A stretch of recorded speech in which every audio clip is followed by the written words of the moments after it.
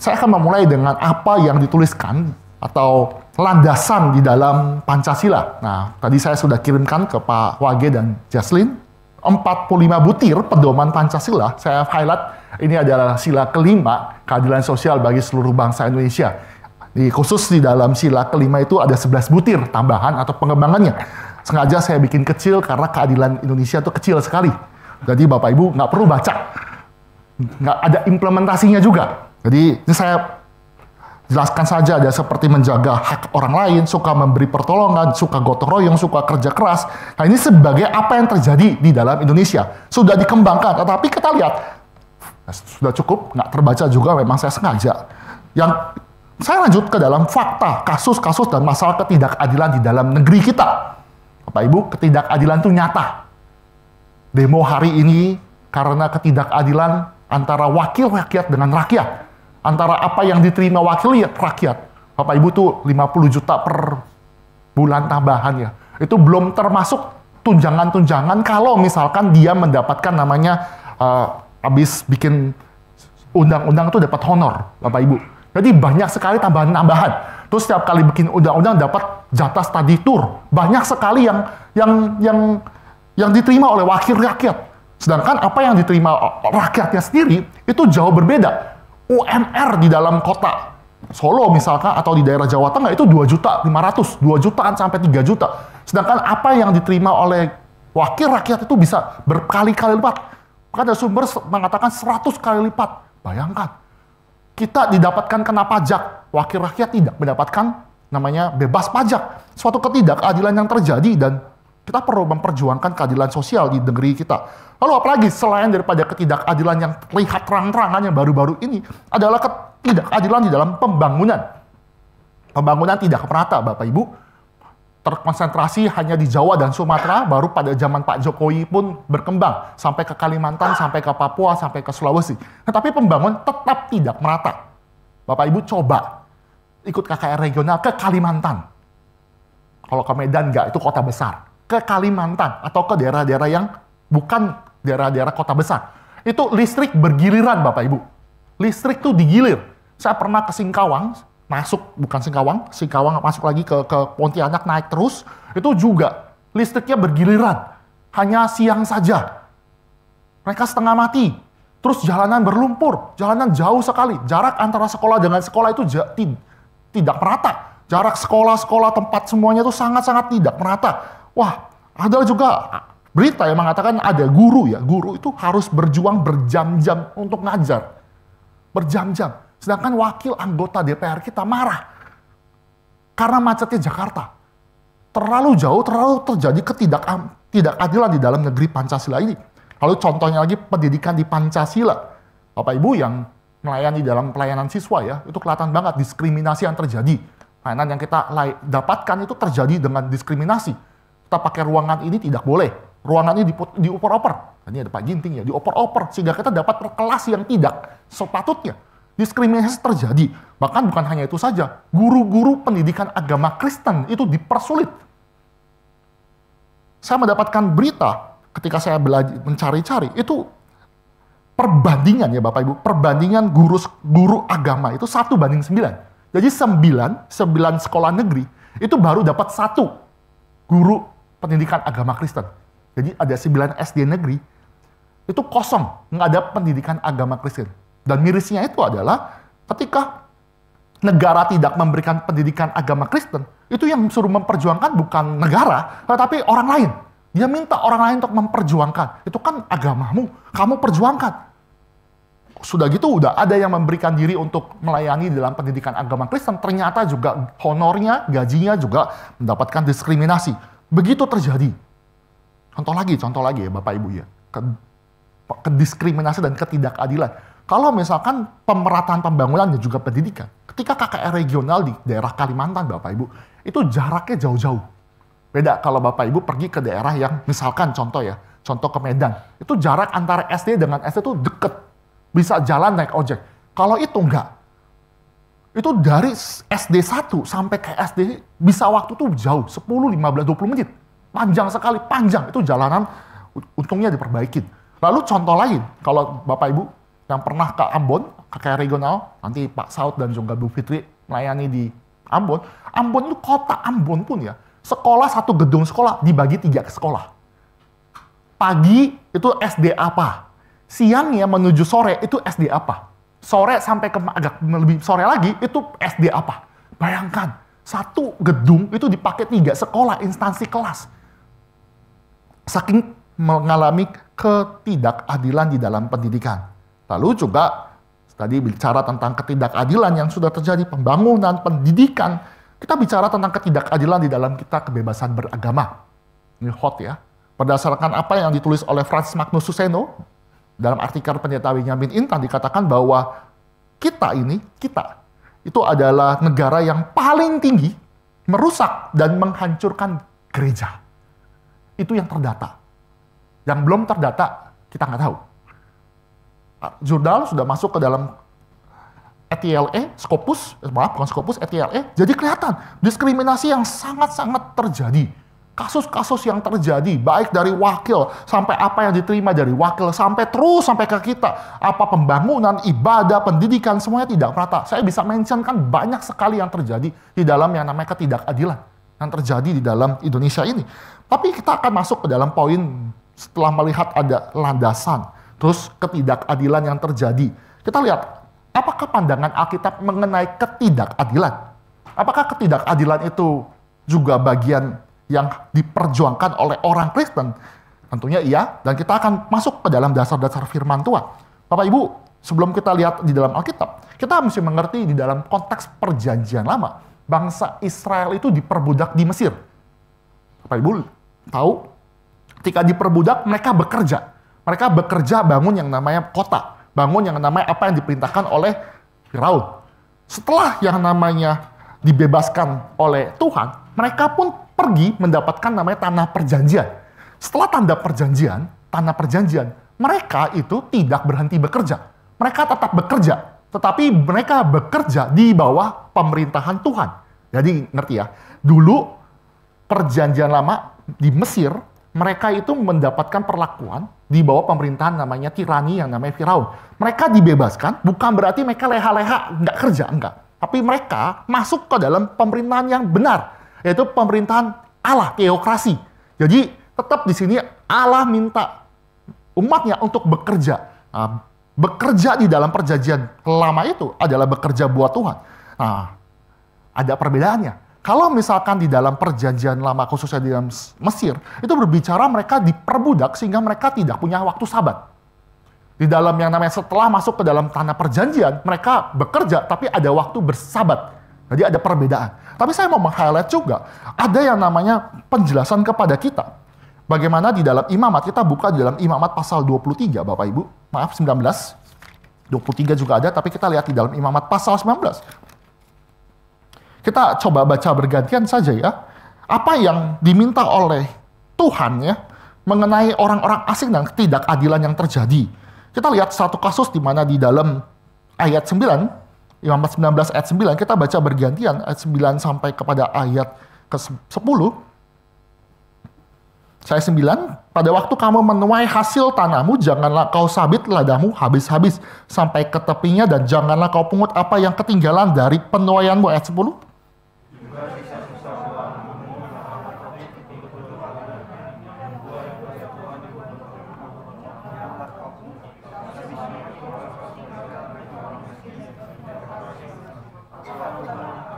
Bapak Ibu, dilihat di dalam hal ini, ada bedanya. Bedanya apa?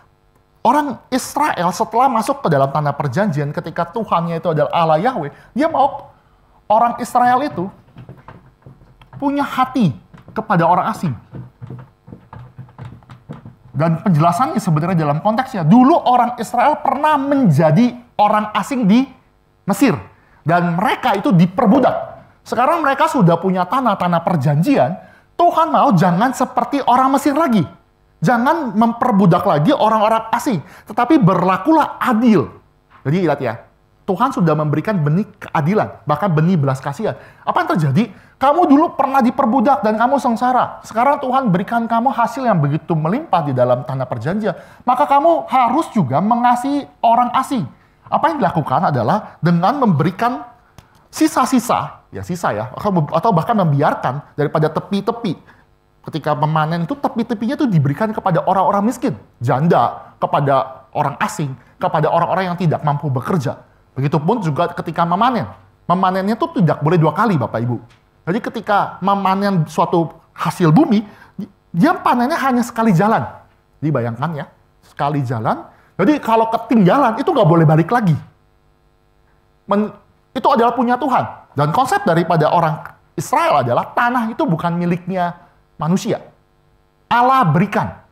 Jadi tanah itu bukan yang namanya punya manusia, tetapi Allah berikan. Karena tanah itu punyanya Tuhan, maka Tuhan berhak untuk memberikan aturan. Dan aturan ini adalah aturan menjaga supaya orang-orang miskin ini bisa tetap ada, orang-orang yang dikatakan janda, orang-orang yang tidak bisa bekerja, orang asing ini tetap bisa bekerja. Dilihat ya, dulu tirani, Firaun, mereka diperbudak, mereka nggak bisa ngapa-ngapain. Mereka diperlakukan tidak adil. Tetapi sekarang mereka sudah jadi bangsa yang besar. Israel. Mereka di bawah pemerintahan teokrasi.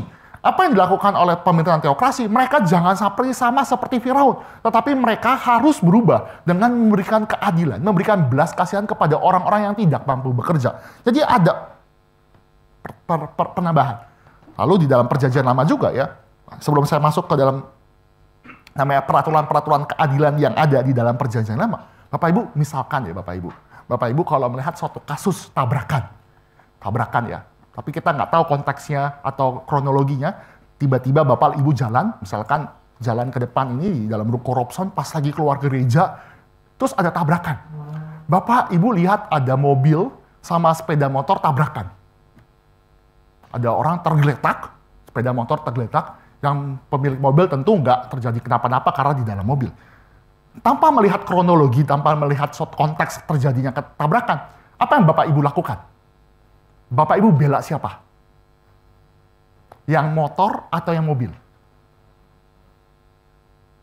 Nggak bela ya, cuekin aja lah, udahlah nggak usah lihat lah. Sudah, itu bukan urusan saya. Biasanya kalau terjadi kecelakaan, konteks Indonesia ya, antara mobil dan motor, kalau terjadi tabrakan, biasanya kita bela yang mana? Bela yang motor ya. Oke. Kalau misal tabrakan antara motor sama sepeda, kita bela siapa?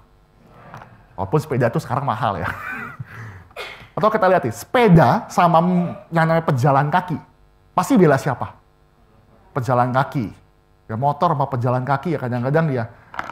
Pejalan kaki juga dibela ya, maksudnya dalam hal ini kalau terjadi tabrakan. Bapak Ibu lihat, apa yang dilihat kita membela karena lihat konteks mereka yang lebih kecil. Lihat ya, kalau mobil sama motor, secara asumsi mobil itu lebih kaya, motor lebih miskin. Otomatis kita bela yang miskin, betul ya? Begitu seterusnya. Motor sama sepeda, motor seolah-olah itu lebih kaya, sedangkan sepeda lebih kecil. Sepeda lebih kecil, maka kita harus bela. Sampai akhirnya paling tertindas itu adalah pejalan kaki. Kita harus bela. Tapi kita lihat di dalam apa yang dikatakan oleh Alkitab mengenai penjelasan. Kita buka ya.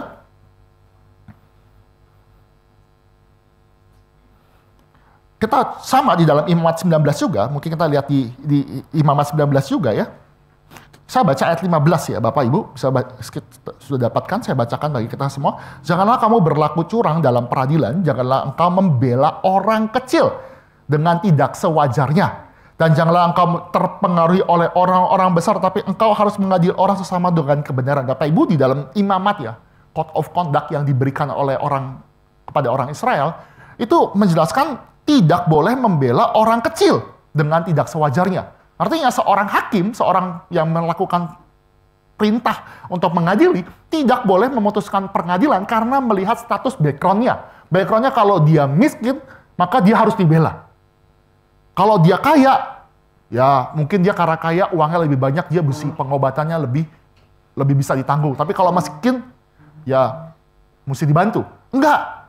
Di dalam prinsip yang dijelaskan di dalam apa yang diajarkan perjanjian lama, khususnya orang-orang Israel, dan kita juga bisa belajar dalam hal ini, bahwa kita terjadi kasus tabrakan, kita nggak bisa serta-merta langsung salahkan yang lebih miskin. Lebih kaya sehingga membela yang lebih miskin. Enggak.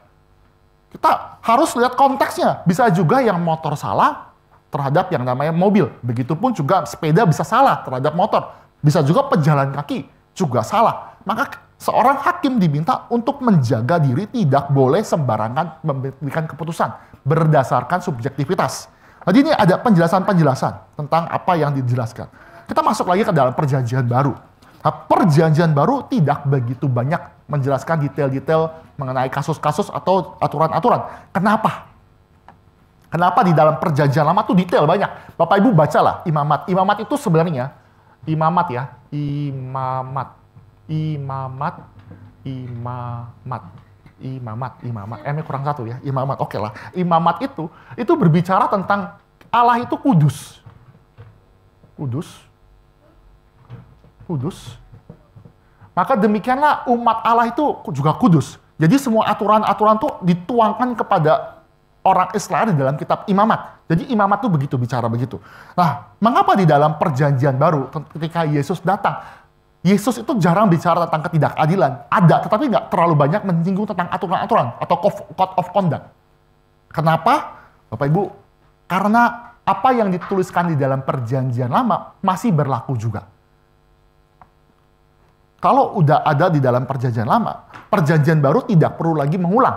Hanya mempertegas aja. Jadi nggak perlu aturan-aturan yang sudah dituliskan dalam perjanjian lama, khususnya dalam 5 kitab Musa, itu diulangin lagi sama Yesus. Enggak. Yesus malah memberikan makna yang lebih dalam lagi. Jadi nggak ada aturan-aturan lebih konkret lagi seperti butir-butir itu. Enggak. Maka di dalam perjanjian baru, sedikit sekali menjelaskan yang namanya aturan-aturan seperti ini di dalam yang namanya aturan-aturan sebagai orang umat percaya. Tetapi ada benih-benih penjelasan kepada kita bagaimana Allah berlaku adil. Contoh ya, di dalam khotbah di bukit, Yesus pernah berkata bahwa kita harus memberikan salam kepada orang-orang. Kita juga harus memberikan mengasihi kepada orang-orang yang bersalah kepada kita. Lalu di bagian terakhir dikasih tahu di dalam Matius 5 ayat 45 sampai seterusnya dikatakan, hendaklah kamu sempurna seperti Bapamu sempurna. Kenapa? Karena Tuhan memberikan matahari kepada orang jahat, juga memberikan matahari kepada orang benar. Memberikan hujan kepada orang jahat, juga memberikan hujan kepada orang benar. Artinya ada keadilan. Contoh lain. Contoh ya, kita lihat Lukas pasal 16. Kita buka, lihat Lukas. Ini secara penjelasan. Bapak Ibu, ada penjelasan ya mengenai yang namanya orang kaya dan Lazarus. Bapak Ibu bisa lihat di dalam Lukas ayat 19, kita nggak perlu membaca sampai ayat 31, kita nggak perlu. Tetapi kenapa sih si Lazarus itu bisa masuk surga, sedangkan orang kaya itu masuk ke neraka? Dijelaskan di dalam perspektif Lukas. Karena orang kaya itu tidak membantu, tidak memberikan keadilan sosial bagi sesamanya. Maka dia masuk yang namanya neraka. Sedangkan Lazarus itu yang miskin itu, dia duduk di pangkuan Abraham. Jadi secara indikasi mau menjelaskan kepada kita bahwa ternyata ada perintah untuk berlaku adil kepada sesama, memberikan kasih, melakukan suatu tindakan yang seperti ini loh. Ada orang miskin, harusnya dia biarkan dan dia membantu sesamanya. Lalu Alkitab juga jelaskan kepada kita. Sekarang kita pikir, mundur dikit ke dalam perjanjian lama. Penjelasan tentang tadi imamat itu, ada orang miskin, ada orang asing. Pernah nggak kepikir? Kenapa di dalam tanah perjanjian Tuhan yang katanya begitu banyak madu dan susunya, kok ada orang miskin? Kok Tuhan berikan hukum ini? Ini mau menjelaskan kepada kita, walaupun di dalam tanah perjanjian yang begitu Tuhan berkati, Tuhan mengizinkan ada orang miskin. Dan Tuhan mengatur. Supaya apa? Supaya orang-orang miskin ini mendapatkan berkat dari orang-orang yang ada di dalam tanah perjanjian, orang Israel. Orang-orang asing itu bisa juga bukan orang Israel ya. Maka sama di dalam hal ini, ketika Yudas itu pernah melihat ada minyak narwastu yang dipecahkan oleh Maria, Bapak Ibu lihat, ingat cerita ini, itu kan mahal banget, minyak mahal. Dan ketika Yudas melihat itu, Yudas bilang, ini kalau minyak segini banyak, mendingan dijual, dikasih ke orang-orang miskin. Tapi Yesus berkata, orang miskin selalu ada bagiku. Selalu ada. Artinya mengindikasikan di dalam gereja, di dalam yang namanya kerajaan surga ya, di dalam semua ini, Orang-orang miskin itu tetap ada di dalam dunia ini. Maka Yesus memberikan penjelasan kepada kita, fakta orang miskin itu membuat kita harus berlaku adil dan memberikan belas kasihan. Bapak Ibu nangkep sini, di dalam perjanjian lama ada, perjanjian baru juga ada. Sekarang kita masuk lebih dalam lagi. Lalu apa sih peran kita kepada negara Pancasila, terutama di dalam yang keadilan sosial? Nah, sekarang kita masuk ke dalam pandangan yang namanya Abraham Kuyper. Abraham Kuyper dalam pertemuan yang lalu saya sudah menjelaskan itu ada sphere sovereignty. Di sini adalah Kristus Tuhan sebagai yang paling atas, yang berdaulat atas segala sesuatu. Dia membawahi yang namanya negara. Dia membawa lagi sphere, apalagi? Dia bisa membawahi sphere yang namanya sekolah. Pendidikan ya. Sekolah lah kita lah. Lalu juga ada yang namanya keluarga. Sphere semuanya ini. Lalu di sini juga ada yang namanya negara, sekolah, keluarga, ada yang namanya gereja juga. Ada tanggung jawab. Banyak Bapak Ibu bisa tambahkan sphere-sphere-nya. Di sini ada art juga. Semuanya bisa masuk. Ini menjelaskan kepada kita struktural pluralism, bahwa Allah itu berdaulat dan dia mendelegasikan kedaulatan-kedaulatan kepada sphere-sphere-nya. Sphere sovereignty. Masing-masing ini akhirnya bertanggung jawab kepada Tuhan. Negara, sekolah, keluarga, gereja, semuanya di sphere banyak sekali bertanggung jawab hanya kepada Tuhan. Nggak bisa yang namanya di dalam satu zaman tuh ada negara itu di atas semuanya. Negara di atas semuanya sehingga dia membawahi semuanya. Itu nggak boleh. Ada juga di dalam masa sebelum namanya Revolusi Prancis, gereja itu menguasai semua. Jadi gereja itu wakil Tuhan, maka gereja itu di atas semuanya. Abraham Kuyper mengantisipasi dengan memberikan semuanya ini adalah bertanggung jawab kepada Kristus. Kristus itu the Lord of all. Nah, di dalam struktur pluralisme juga menjelaskan kepada kita ada tanggung jawab, ada yang namanya panggilan-panggilan masing-masing. Dan masing-masing ini harus berlaku, yang namanya berlaku saling, berarti semuanya ini ya, semuanya ini terjadi untuk common good. Untuk semua yang namanya, semua struktur ini akan bekerja sama untuk terjadinya namanya kebaikan bersama. Jadi ada interaksi antar sphere semua. Nggak bisa berjalan sendiri-sendiri. Nah, Kuyper menjelaskan seperti itu. Tapi saya mau menjelaskan apa akibat daripada semua ini. Kita melihat bahwa Tuhan mengizinkan hal ini terjadi di dalam konteks yang namanya common grace. Kita masuk ya, perkembangan pemikiran Abraham Kuyper. Kenapa terjadi seperti ini? Ini semuanya karena common grace. Common grace itu berarti anugerah umum, berbicara bahwa Allah tetap mengasihi sphere-sphere ini. Pertemuan yang lalu saya menjelaskan juga ada perumpamaan Tuhan mengenai lalang dan gandum. Sedikit review lalang dan gandum. Lalang dan gandum itu berbicara kerajaan surga ketika ada orang yang memberikan benih yang baik, yaitu gandum, tapi ada orang jahat juga yang memberikan benih yang tidak baik, yaitu lalang. Apa yang terjadi ketika mulai bertumbuh bersama-sama, lalang dan gandum itu bertumbuh bersama, kan kelihatan kan mana lalang, mana gandum. Walaupun perbedaan sedikit, dari buahnya kelihatan. Lalang dan gandum itu, terus ada orang berkata kepada tuannya, Tuhan, maukah engkau mencabut lalang? Maukah engkau mencabut lalang ini? Pemilik dari tanah itu berkata, jangan. Kalau kamu cabut lalang ini, nanti gandumnya ikut ketarik. Nanti saja ketika hasil panen, baru dipisahkan mana lalang, mana gandum. Artinya apa? Di dalam perspektifnya Abraham Kuyper, lalang dan gandum tetap mendapatkan pertumbuhan. Tetap mendapatkan common grace. Lalang dan gandum tetap bertumbuh. Jadi sphere-sphere semuanya ini tetap bertumbuh. Tetap mendapatkan anugerah umum yang Tuhan berikan kepada semua sphere.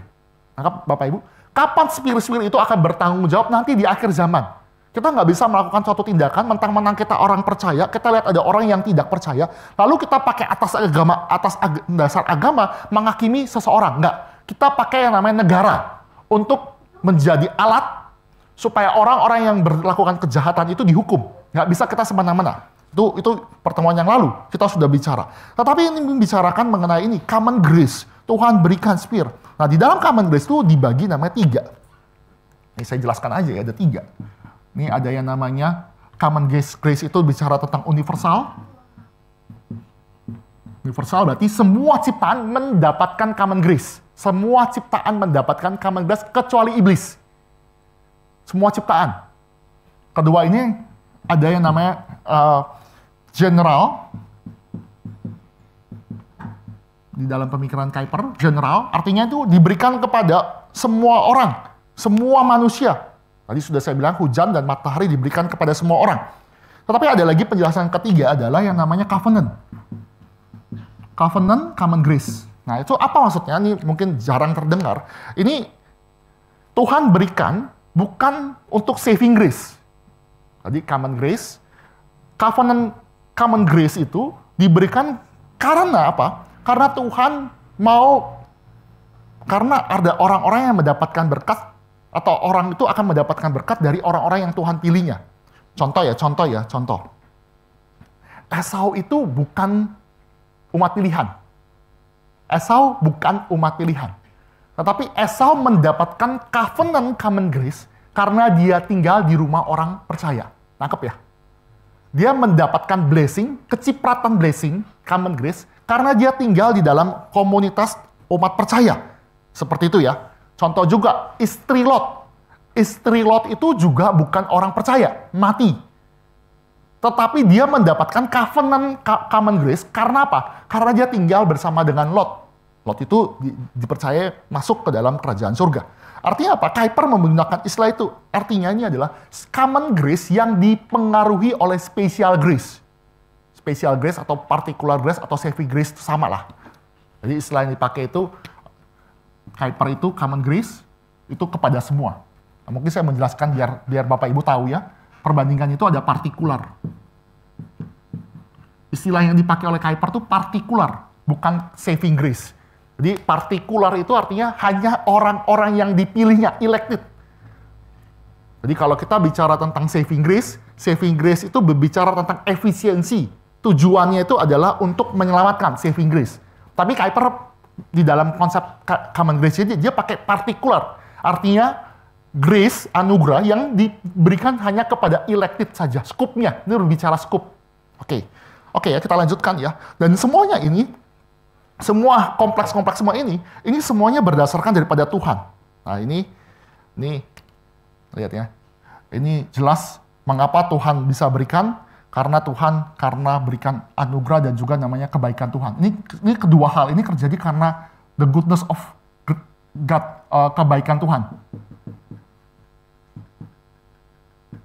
Kebaikan Tuhan. Tetapi di dalam bagian ini murni karena mercy, belas kasihan. Ya, memang di sini ada konsep mercy juga, tapi saya mau beristikan bahwa orang-orang yang tinggal di dalam rumah orang percaya itu juga mendapatkan mercy. Oke ya. Dan tujuan daripada common grace, Bapak Ibu, nih tujuan dari common grace. Nah, konsep ini common grace ini diberikan sehingga common grace itu mendapatkan keadilan sosial kepada semuanya. Dan common grace itu terjadi kenapa?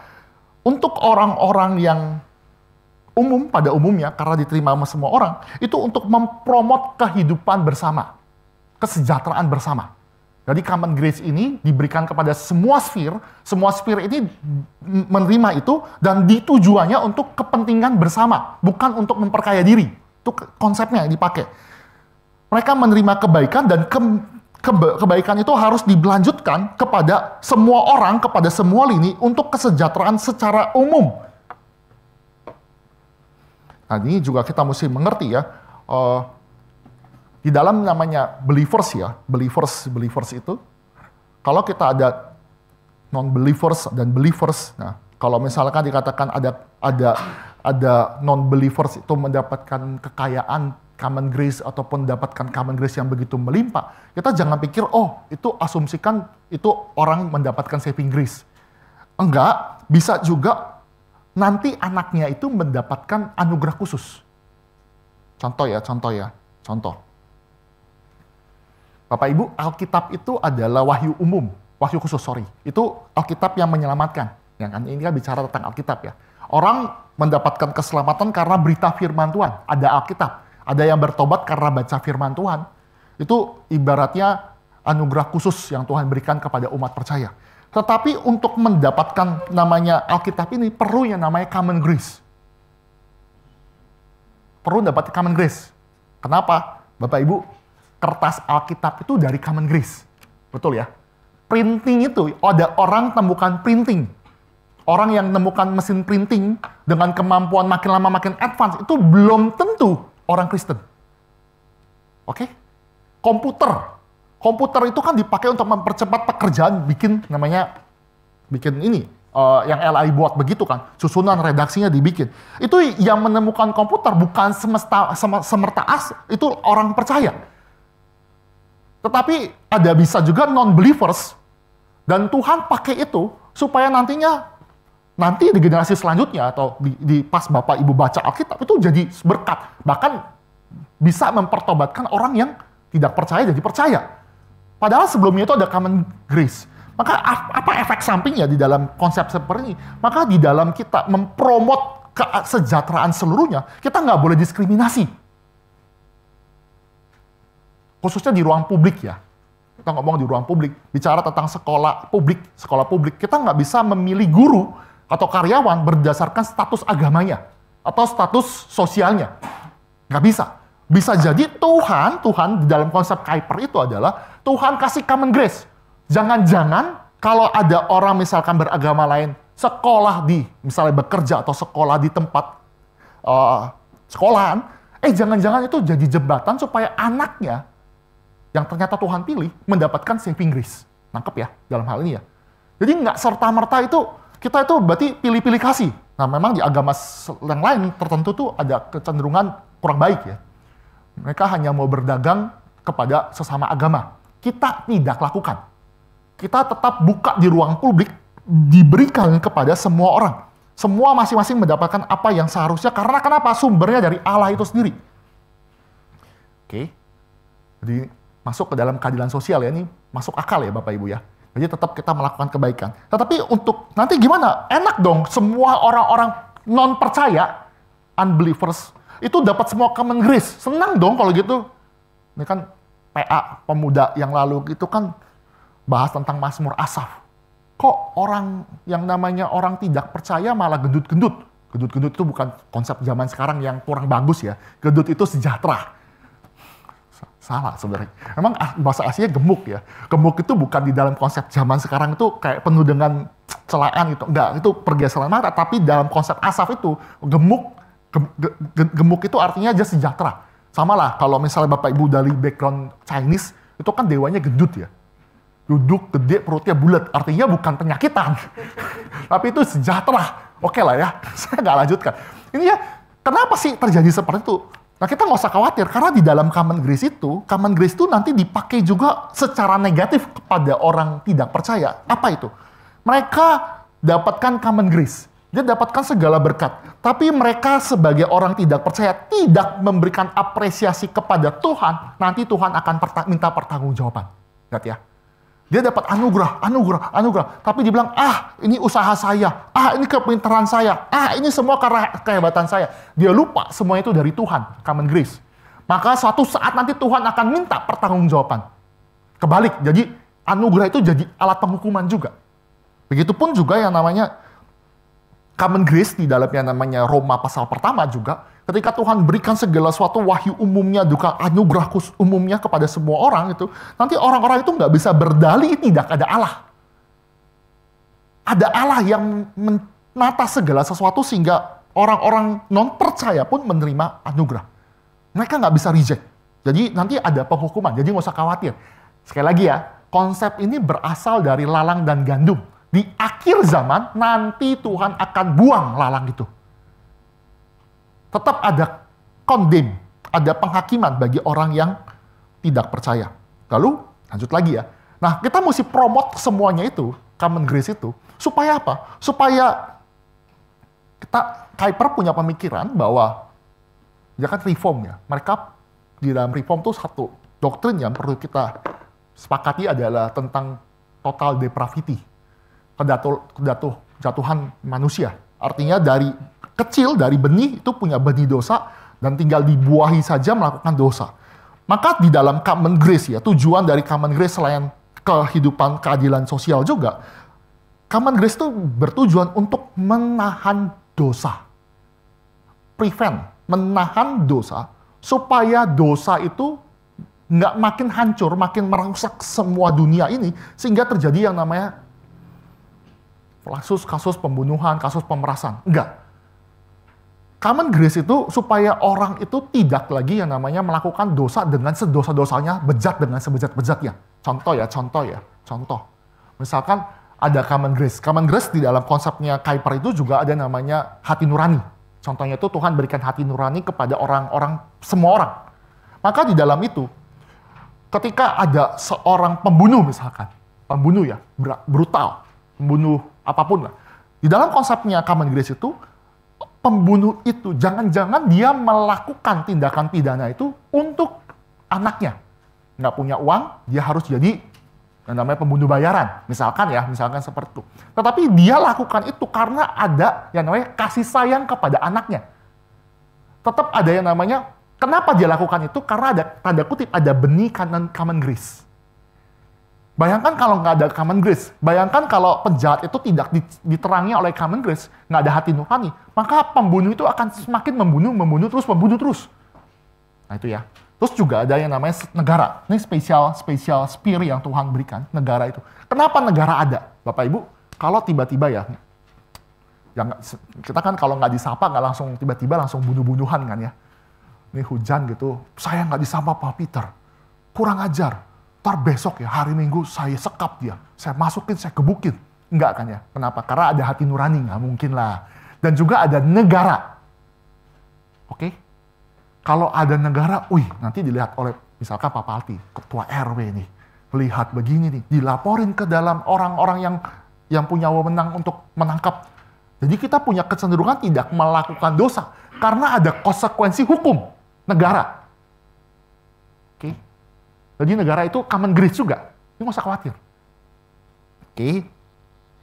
Lalu common grace itu juga sebenarnya adanya hukum rimba, hukum alam, hukum apalah, semua hukum nurani semuanya di dalam negeri itu menahan supaya dosa itu nggak makin hancur, merusak kita semua.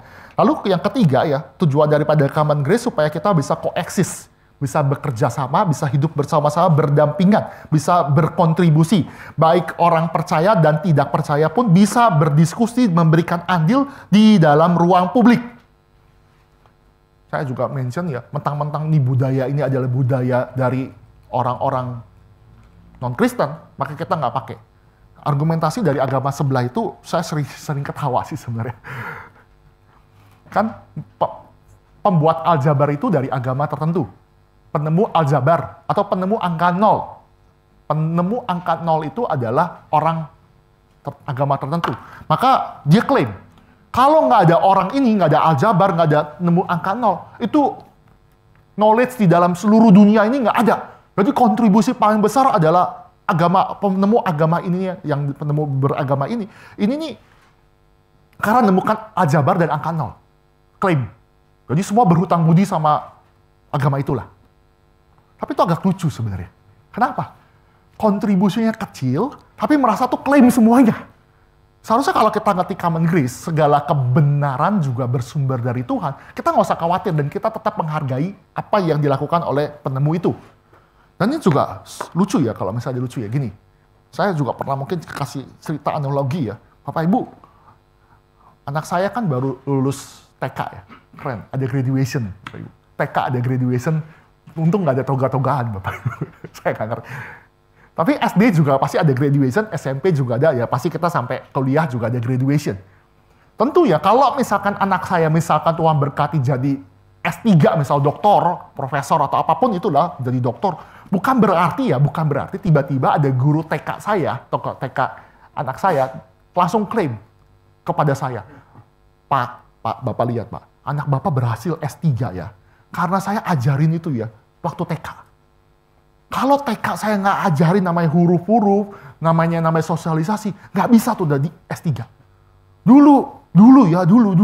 Anak Bapak itu kalau saya cebokin. Kayak Calvin gitu ya, dia bisa klaim. Kalau nggak bisa S3. Kan absurd ya, ngerti ya? Argumentasi itu absurd banget.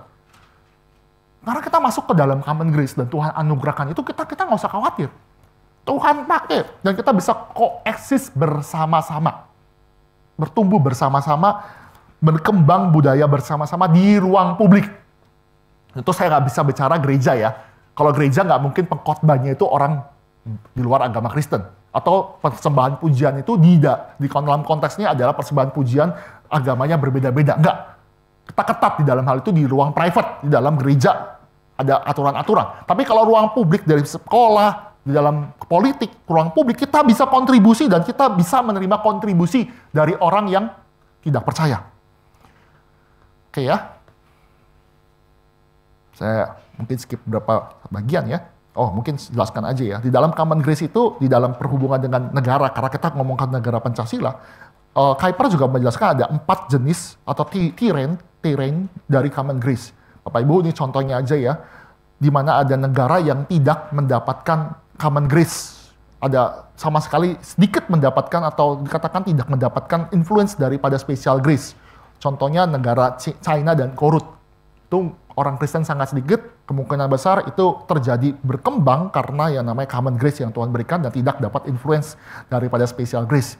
Tapi yang kedua, kedua itu yang sengaja dipisahkan antara Common Grace dan Special Grace, terpisah dua. Itu seperti gereja Anabaptis.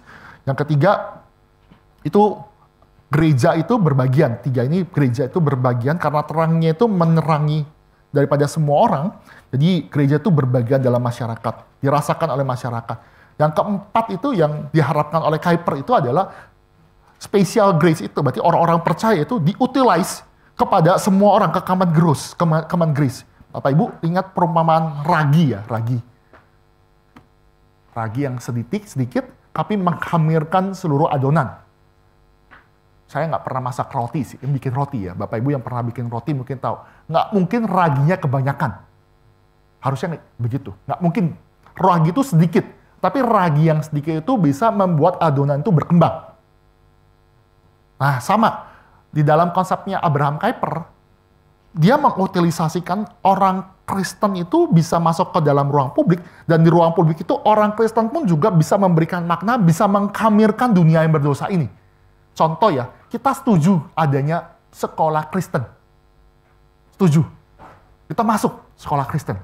Kenapa? Karena kita bisa bikin yang namanya contoh sekolah yang benar-benar buat Common Grace ya, buat keadilan sosial itu ada. Ada. Seperti mercusuar, kita bikin standar. Satu sisi, mercusuar ini memberikan terang kepada sekeliling-sekelilingnya bagi sekolah-sekolah yang tidak kenal Special Grace. Contoh lagi, kita juga bisa bikin jurnalistik ya, produk-produk jurnalistik dari orang-orang Kristen, produk jurnalistik.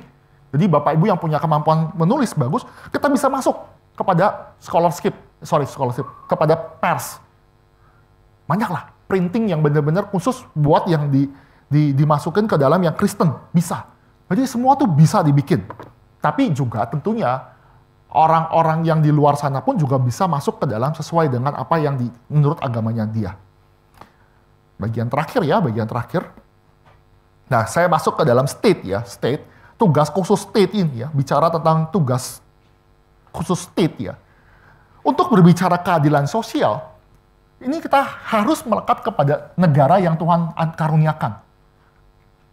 Sekarang gini, kalau gereja ya, tidak memberi makan orang-orang sekitar di sini, misalnya gereja Gerit sekarang, tidak memberikan makanan, kasih sembako rutin kepada setiap orang di sekitar sini, gereja dimarahin nggak? Enggak, karena panggilan gereja itu bukanlah menjadi bakti sosial, ngerti ya? Kalau gereja itu nggak melakukan bakti sosial, nggak berikan sembako, nggak berikan yang namanya, contoh lah, Natalan itu sering kasih sembako, oke? Gereja kita juga kasih sembako. Beberapa geri juga kasih sembako kepada sapam-sapam, kepada orang-orang yang kita kasih. Kalau misalkan gereja tidak kasih, gereja salah nggak? Nggak salah. Kenapa nggak salah? Karena fungsi gereja bukan itu. Fungsi gereja itu bukan untuk memberikan bantuan, bakti sosial. Fungsi gereja adalah memberitakan firman Tuhan supaya orang itu kembali kepada Tuhan. Maka gereja itu dibagi dua ya, sebenarnya secara yang nama institusi. Institusi itu berbicara tentang fungsi gereja untuk melakukan sakramen, disiplin rohani, preach, berkhotbah, itu tugas. Tetapi secara organik ya, ini ada organik ya. gereja sebagai organik, itu kita ada di dunia ini. Gereja harus memberikan andil kepada dunia ini. Ada organik seperti mutualisme yang bekerja sama. Harus bekerja sama. Tetapi gereja tidak bisa dituntut seperti negara. Kalau negara tidak memberikan keadilan sosial, kita bisa tuntut. Oke kan? Kalau kita nggak bisa, kalau gereja tidak bisa memberikan yang namanya keadilan sosial, kita nggak bisa dituntut. Karena tugas gereja bukan demikian. Tugas negara adalah memastikan keadilan sosial. Maka negara itu bisa dituntut dan bisa didemo. Kalau dia tidak memberikan keadilan sosial. Karena fungsinya itu. Oke ya, di dalam hal ini ya. Jadi negara itu menjamin adanya keadilan sosial. Jadi ini mesti memprovide semuanya. Ini saya lihat ya, di dalam, sebenarnya saya sudah singgung di pertemuan yang lalu ya. Negara itu punya fungsi khusus. Kalau misalkan sphere ini tiba-tiba melakukan suatu tindakan anarkis ya, negara bisa masuk. Negara bisa melakukan pencegahan.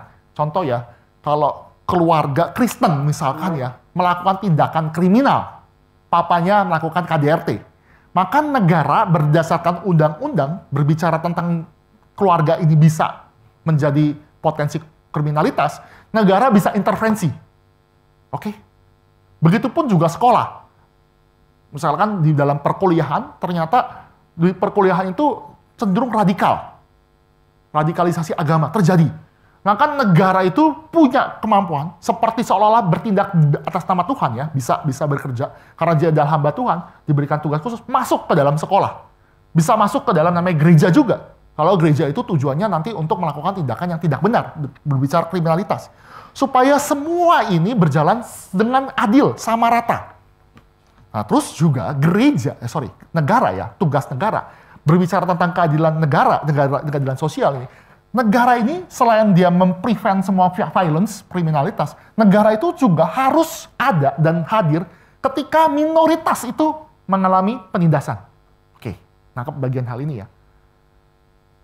Kalau misalkan gereja itu ditindas karena memang minoritas dan kita pasti terus minoritas, gereja itu harus memberikan yang namanya keadilannya walaupun minoritas.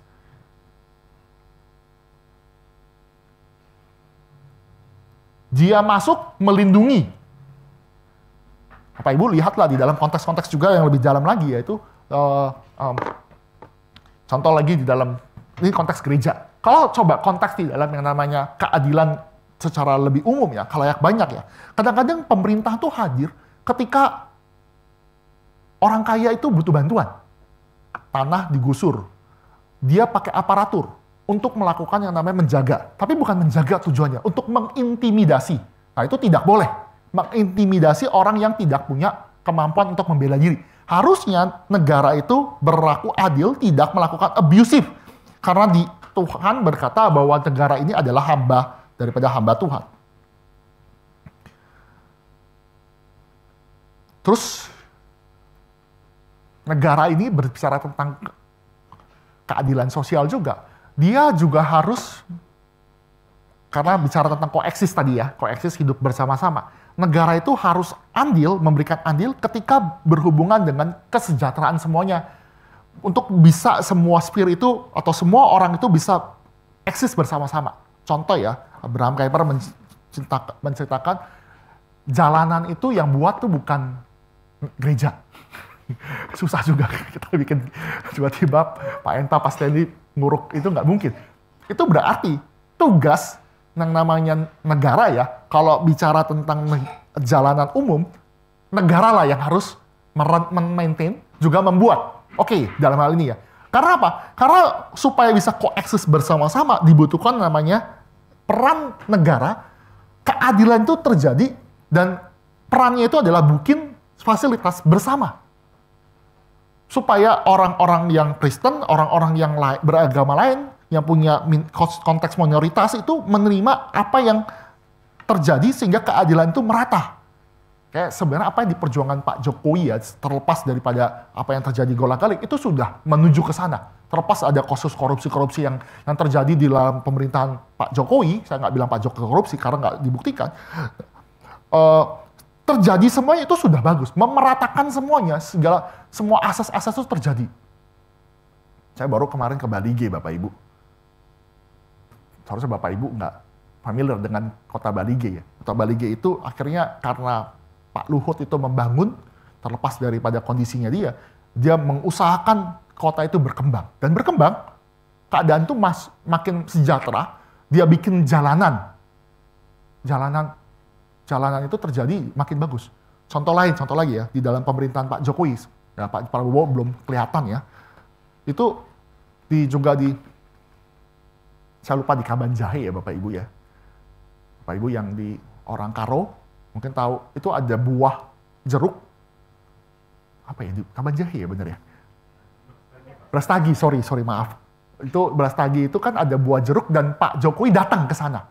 Dan ketika datang itu, ya otomatis lah pejabat itu datang, jalanan langsung rata, bagus, lancar. Nah itu menyebabkan panen-panen buahnya itu dikenal. Nah ini tugas negara hadir di dalam itu, supaya pembangunan, pemerataan itu terjadi. Tugas. Nah, jadi ini salah satu contoh-contohnya ya. Nih. Yang terjadi secara lebih luas. Mungkin saya kasih contoh-contoh yang bisa diterapkan. Kita 5 menit terakhir ya. Contoh keadilan sosial yang bisa diterapkan. Misalkan di dalam bidang pendidikan. Karena berbicara tentang spiritual sovereignty, maka pendidikan nggak bisa dimonopoli oleh negara saja. Tetapi bisa ada gereja yang bisa memakai pendidikan. Ada yang namanya terjadi sekolah-sekolah negeri, sekolah berbasis agama, sekolah berbasis juga tertentu, swasta negeri itu ada. Dan kita terima, jadi ada kebebasan. Jadi kita nggak bisa dipersulit, bangun sekolah Kristen tuh dipersulit, nggak bisa. Negara tuh harus hadir, setuju. Di bidang ekonomi juga dikatakan negara itu hadir ya, negara itu hadir. Jadi negara itu berarti semua orang yang ada dalam kapasitas negara. Negara itu hadir, negara itu bisa bikin program yang namanya cukup baik, cuma implementasinya kurang itu adalah ada program UMKM. Oh ya, UMKM. Itu kan berarti bidang ekonomi Tuhan itu pakai negara itu memikirkan supaya UMKM itu tidak kena pajak besar, dan mereka bisa berkumpul, growing kan. Ada pengupahan, ada ini. Jadi Tuhan berikan hikmat kepada negara, dan kita juga yang sudah mendengar, ketika kita masuk ke dalam namanya negara, kita bisa ada bantuan-bantuan sosial, kebijakan-kebijakan yang secara ekonomi supaya bisa masuk. Oke, di dalam bidang politik mungkin kita bisa lihat ya. Politik di mana setiap golongan, baik agama, suku, ras, itu diberikan ruang sebebas-bebasnya, sesuai dengan aturan yang berlaku, untuk ikut serta membangun bangsa. Jadi negara itu nggak boleh melarang ya partai politik berbasis agama. Nggak boleh. Kalau suatu saat ada partai, ya emang ada sih, PDS tuh ada ya. Tapi ketika itu hadir ya, berharap tuh benar ya, ketika ada partai politik berbasis agama, terutama Kristen ya, hadir.